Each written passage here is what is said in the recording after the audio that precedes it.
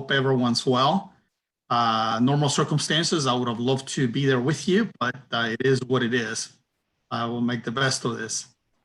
So I been working with my colleague, Dan Williams, and we've been doing presentations, in multiple areas of the country in terms of what is going on with physical inspections and with the Inspire demonstration.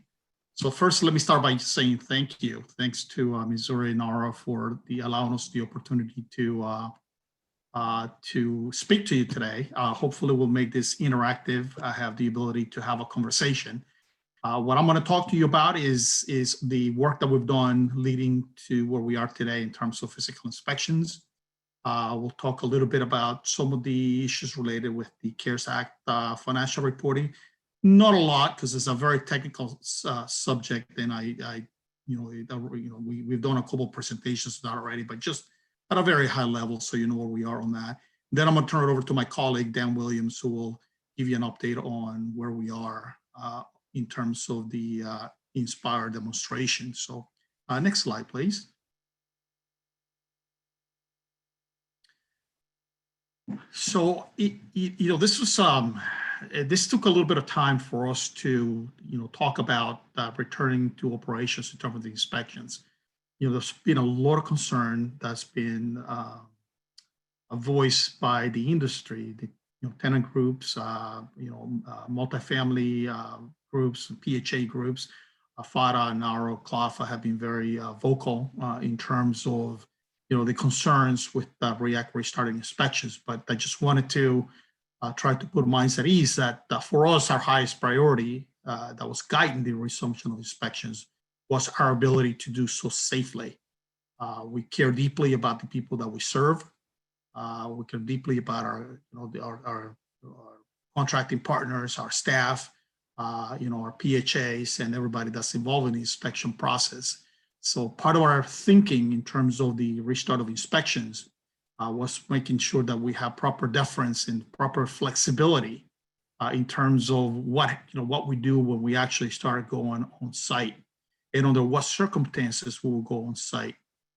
The other thing that we wanted to make sure that we provided was sufficient notification to our housing agencies and to our multifamily owners and agents in terms of when we went on site. So, we did a lot of thinking. You tried to think through every scenario. We dealt with issues like, what happens if the family doesn't let you in? What happens if there's an outbreak of COVID in a particular development? What are you doing in terms of safety and equipment? So a lot of these things came to be, and we did a lot of thinking in terms of what our processes would be to address a lot of those issues. We went to both our assistant secretaries, both in the public housing side and the multifamily, went to our deputy secretary, and finally to the secretary. And it was the secretary who issued the press release in September in terms of us being able to slowly resume inspections. So when I say slowly, I mean slowly. I'm going to talk a little bit more about that. So we resumed inspections on October 5th, 2020 on a very limited basis. Next slide, please. I also talked about the purpose, right? So there's a couple of things that we wanted to get to. Is we wanted to work through all the details, all the standard operating procedures to do this, right? So we wanted to make sure that we did it so safely for both portfolios. But we decided we were going to concentrate on the multifamily portfolio in calendar year 2020. And let me explain why. So under notice, I believe it was 2020-5, and there may be some follow-up on 2020-13. The department decided to implement some of the flexibilities provided under the CARES Act. And the Assistant Secretary for Public and Indian Housing decided to extend defer all FAST scoring. So all public housing assessment system scoring was deferred to PHAs with fiscal years starting 3/31/2021, which basically meant subsequent to March 16th, I believe it was, there would be no FAST scoring at all for the remaining of calendar year in 2020. Therefore, the purpose of the inspections, which is to produce a score that can be used as part of our all FAST score, just wasn't there. So what we set for the public housing portfolio was we're only going to deal with either emergency inspections. So these are things that come to our attention that where our field offices, either because of congressional oversight or as a result of articles or something that came to their knowledge from tenants, where they will want the real estate assessment center to actually go on site. So that was one category, emergency inspections. So far, we've done 2 emergency inspections, one in Michigan and another one in South Carolina. So there hasn't been a lot of activity, just a couple of emergency inspections, but that's one of the categories. The second one that we said is, we have some PHAs that are troubled, and if they believe they've done enough of the work for them to get out of trouble status and they want a FOS score issued, then they will come to us a request that we go out and do inspections, and then we will do so. So far, we haven't had any takers on that. So we haven't done any inspections related to trouble agencies. That may come over the next few months. I'm not sure, but that is the second category. So outside of those categories, we're really not doing anything with the public housing portfolio. So let me talk a little bit about multifamily. On the multifamily side, we don't really have a FOS score. So the direction from the Assistant Secretary for Housing, FHA Commissioner, was we want to proceed with those inspections. So we prioritize the multifamily portfolio, project-based rental assistance for REAC inspections this calendar year.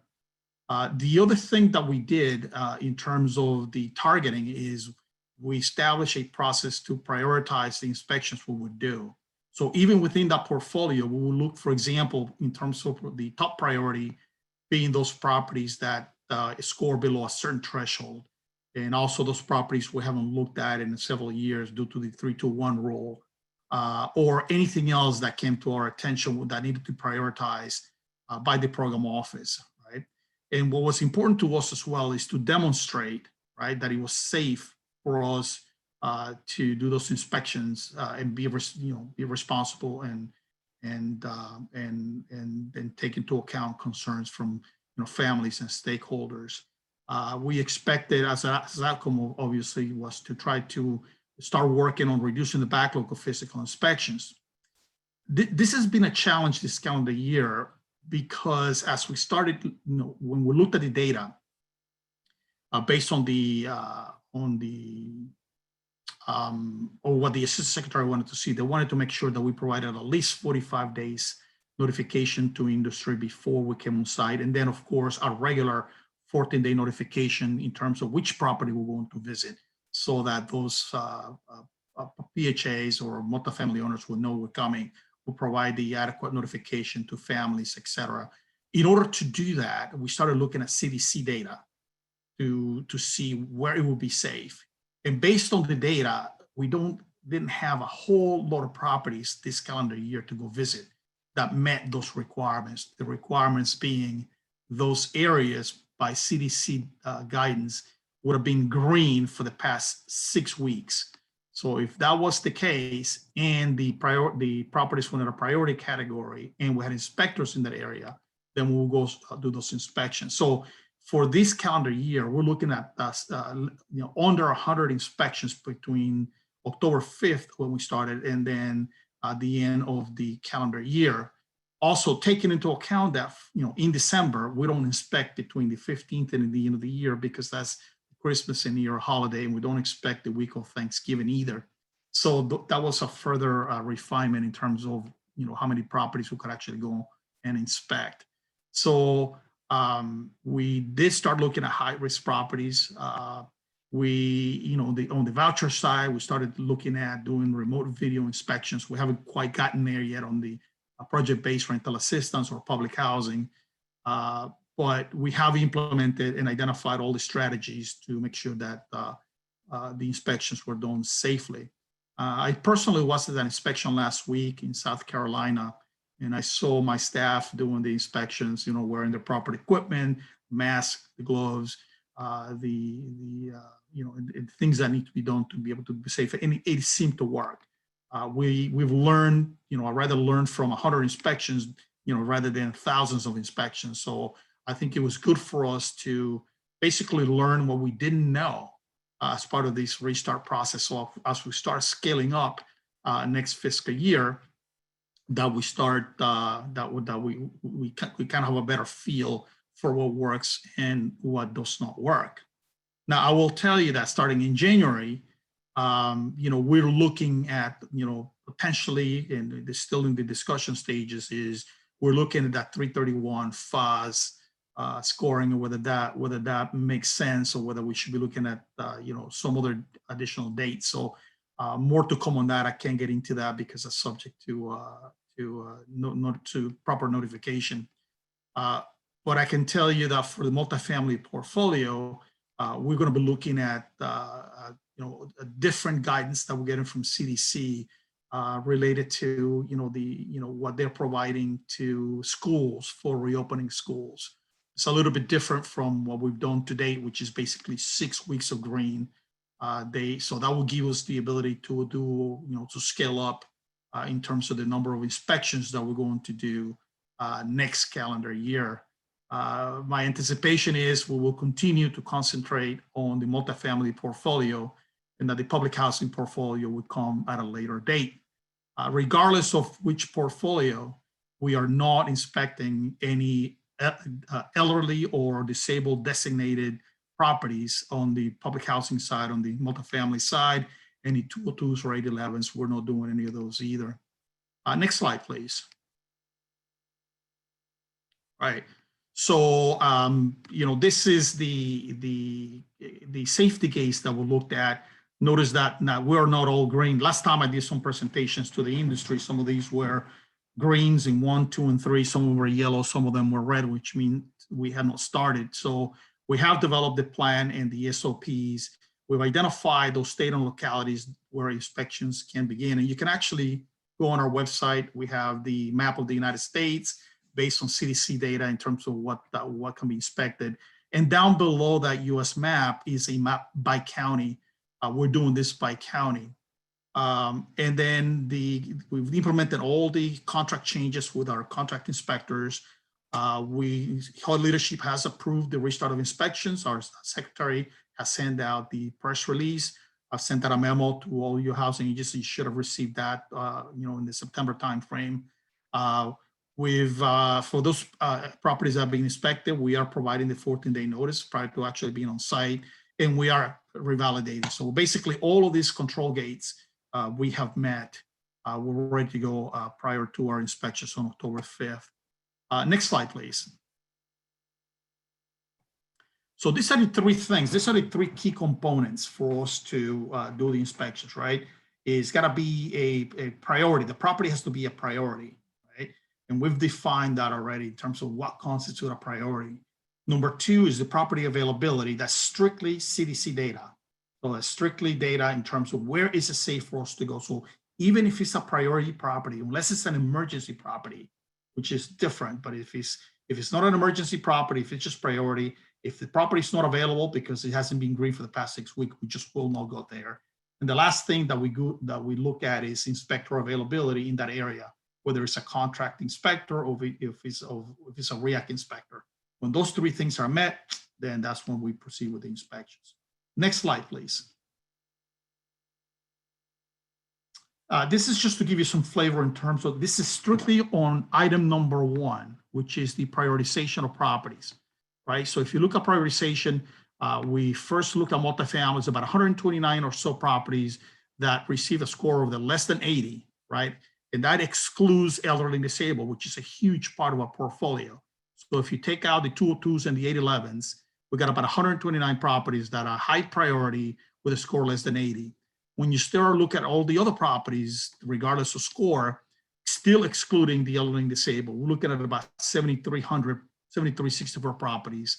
And then if you start looking at public housing properties, it's about 418. So it's going to be a while before we get to the third set of priorities, which is public housing, as you can see here.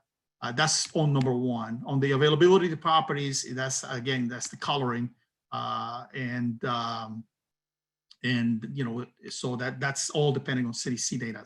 So I will say this though, right? So the latest trends right now is, especially in areas that currently are green, we're seeing a lot of movement away from green in terms of more rural areas. So in the past, the red ones were more, like New York City, San Francisco, LA, those kind of uh, areas of the country. Now we're seeing more in the rural areas. So we're going to be looking at CDC data in terms of how we do this. Right now, there's an uptick in terms of COVID cases. We're going to be paying close attention to that. And the best laid out plans, may not come to fruition, depending on what happens with the ongoing pandemic. We also, as you know, we have an election next week, and the next administration may have different direction in terms of what they want the real estate assessment to do in terms of inspections. I just want to remind all of you that it is our mission at REAC to make sure that we inspect properties to make sure that our families are living in decent, safe, and affordable housing. So those are the things that you have to take into account and manage. Next slide, please. Some of the other safety and logistics things were the availability of protective equipment. We make sure that that is the case. Pre-inspection temperature checks, notification processes and interactions, travel considerations. We wanted to make sure that the inspectors were as close as possible to the properties that we're inspecting.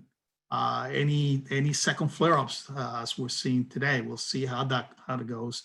We have been able to manage social distancing in occupied units as part of the inspection process. In inspection that I was just in, it was just the inspector, the owner, going in the unit, even if it was occupied.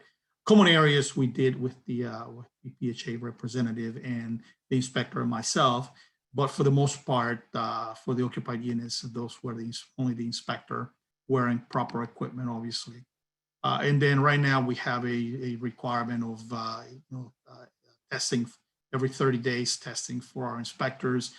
Some comments have come in whether that's sufficient or not. It has to do with our ability to get results on a timely basis. At some point in the future, when the testing becomes easier and more timely, we may be able to do weekly or before an inspection, but we're not to that point yet.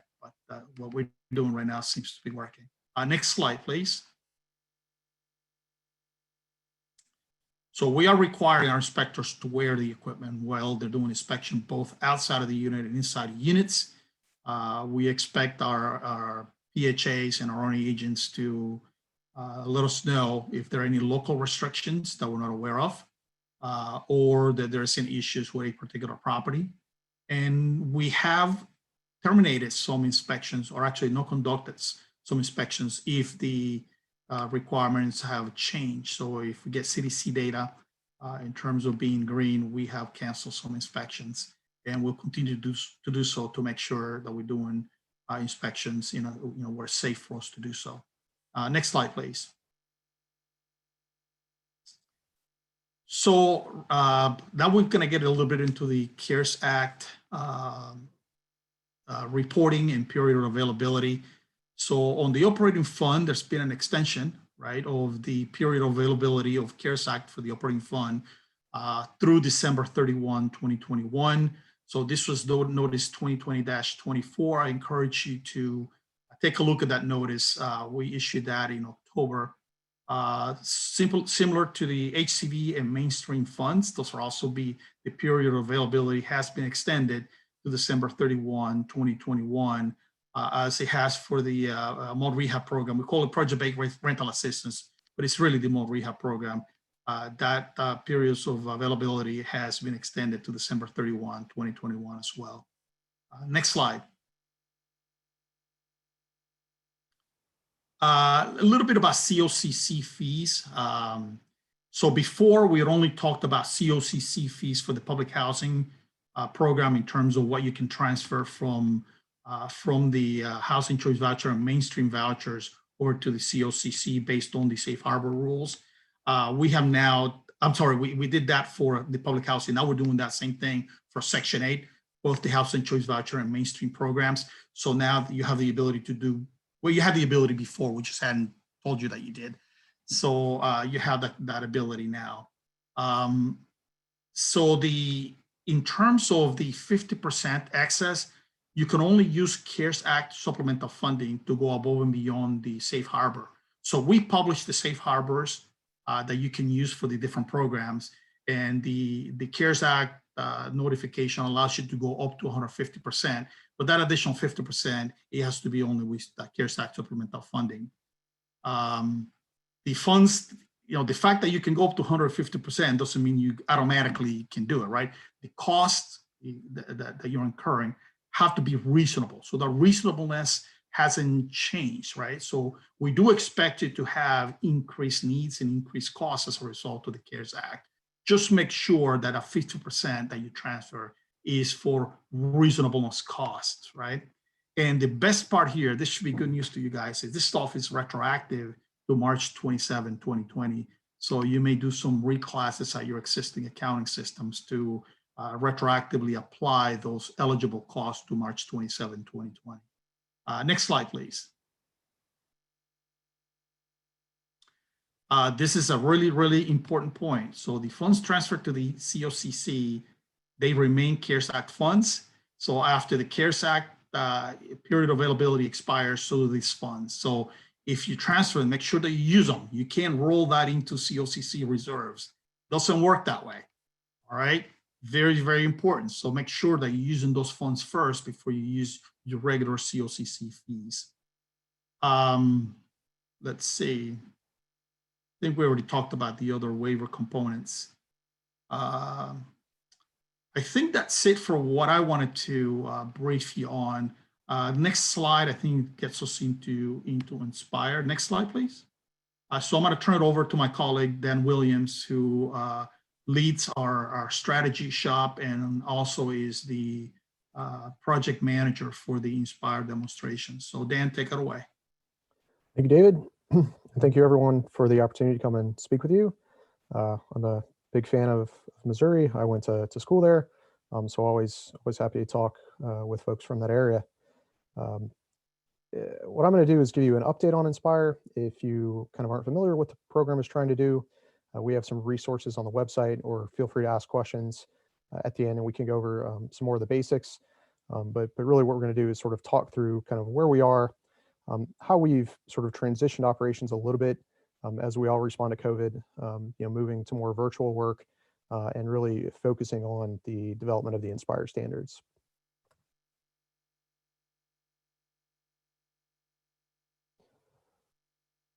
So the two big events I'd say to keep a lookout for, in addition to resuming operations, are the proposed rule. We are working on a rule that aligns inspection standards across the department, across all major programs. That is with OMB for their final, we hope, revisions. There's been a bit of a back and forth with them, and then we're hoping that will be published shortly. So that'll be a good opportunity to kind of see the direction the department is going, give you an opportunity to give formal public feedback on some of those more structural things. But that reg is at a kind of a high level, kind of like the regs are now. So the other big piece of guidance that's coming out is the Inspire standards. So we have been publishing them on the website. Those of you who have not seen them, please go take a look. We really value your feedback, but we're also going to publish them more formally through a Federal Register notice to make sure sort of everyone has visibility into them beyond sort of the normal stakeholders we interact with, and really kind of start to formalize the process. So those will both hopefully be coming out in the next couple months. Please keep an eye out for them. Keep an eye on our website. We'll post links there as it happens, or sign up for our newsletter. We've also continued to increase the number of volunteer properties for the demonstration. Even during COVID, those numbers have gone up significantly. We have a hard cap of 4,500 properties. So if there's a few of you who may still be interested in volunteering a property or your portfolio, there's a limited opportunity to do that. And then we'll sort of go through the process of there's some initial risk screening, and then you'll get a notification of acceptance. Other things you can do to be informed about Inspire. We've increased our social media presence. The newsletter we put out about monthly has seen quite a big uptick in readership. We try to have sort of a major story of what's been going on for that month, as well as some additional supplemental resources that can be signed up for through the website as well. And then we have an information center. So if you just have questions about Inspire, or if, as we resume inspections, there's something you need clarification on, there's a mailbox and phone number to get that additional support.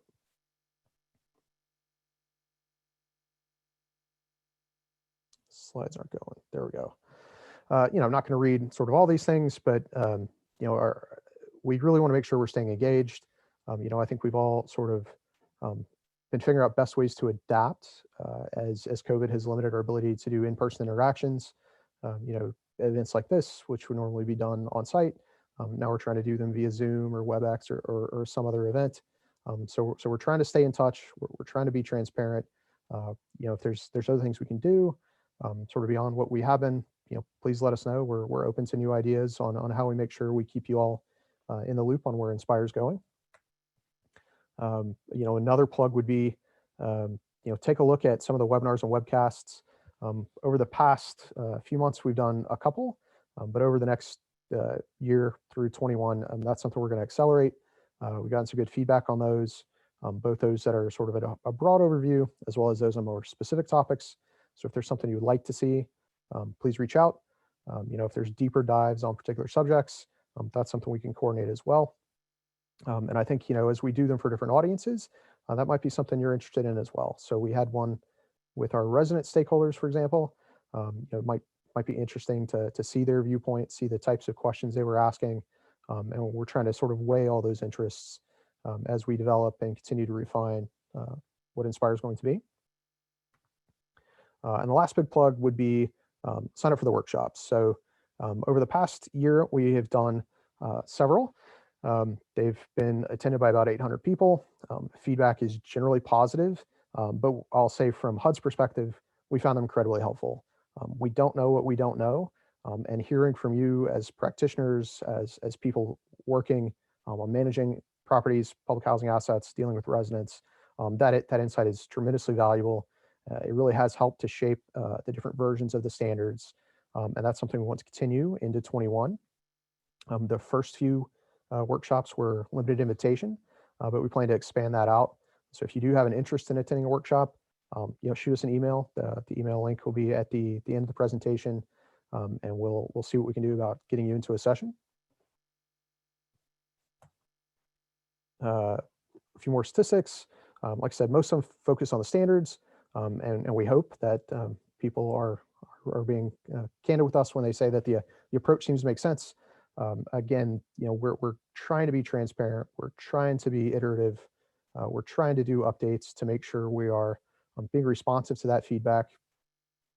We've published a few different versions of standards on the website, and that's something that'll continue to happen as the demonstration progresses and even after. I know those of you who are very familiar with UPCS. It hasn't really changed too much in the 20 years it's been around. One of the things we're committed to do through Inspire is to make sure regular updates are baked in. You'll see that referenced in the rule, as well as some other things we're doing to make sure that standards are always current. The scoring reflects that, and they're really responsive to changes in the industry and technology. A few next steps.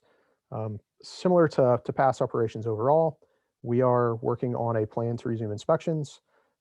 We have similar concerns, and we'll be following the similar gates as David laid out for regular inspections through the end of the calendar year, using sort of limited federal resources there.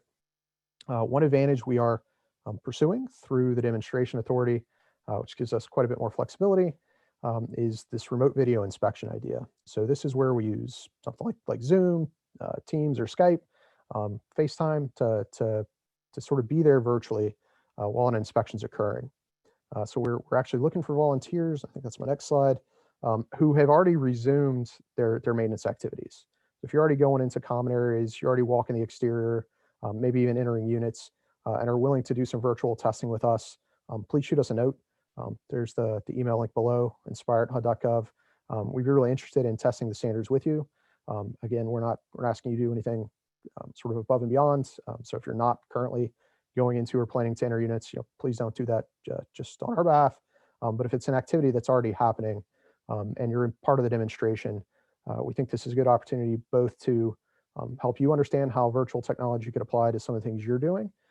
We're seeing some properties and PHAs, they've let us know they're doing it as part of their sort of annual checks or the routine maintenance functions. They're seeing some administrative benefits there. Just you're saving the walk time.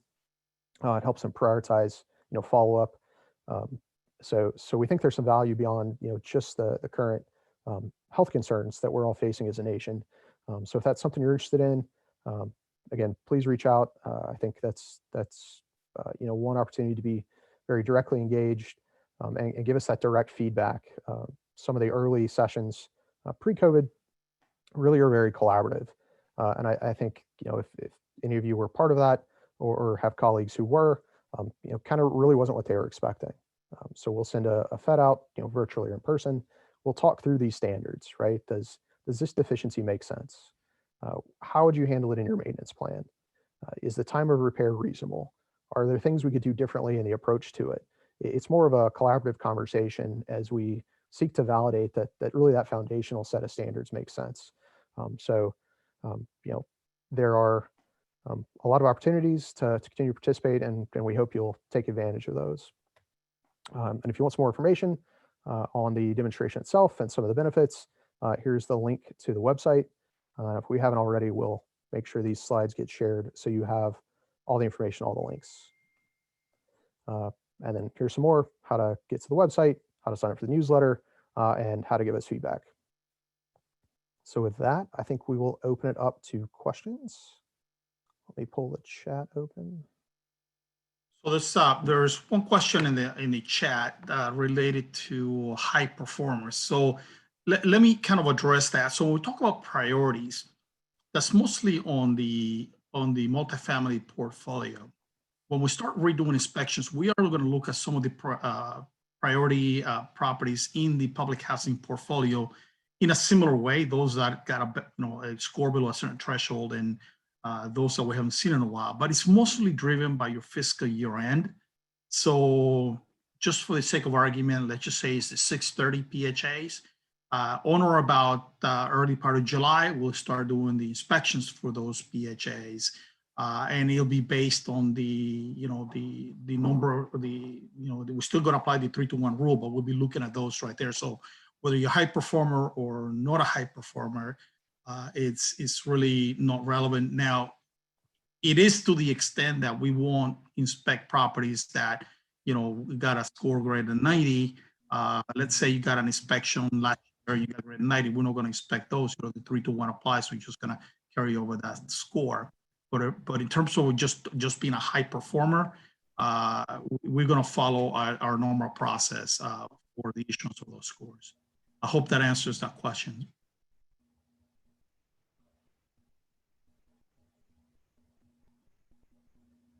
So Michael, if it doesn't, chime in, and we'll try to give you a good answer.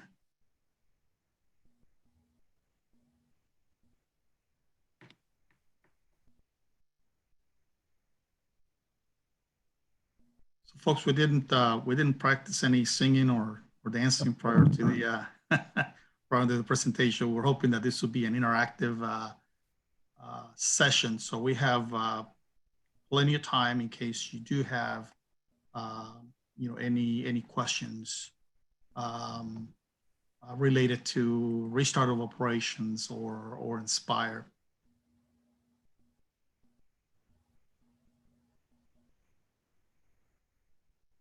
So if there are no questions, Dan and I are always available. You can always reach me, dave.vargas@hud.gov. We're happy to assist in any way that we can. So thanks for the opportunity to be with you, to engage with you, and to provide you an update. If there are no questions, we'll give you 30 minutes back or 40 minutes back of your life for this afternoon for all of you. So be safe, be well, and thanks for the opportunity again. Thank you. Take care. All right.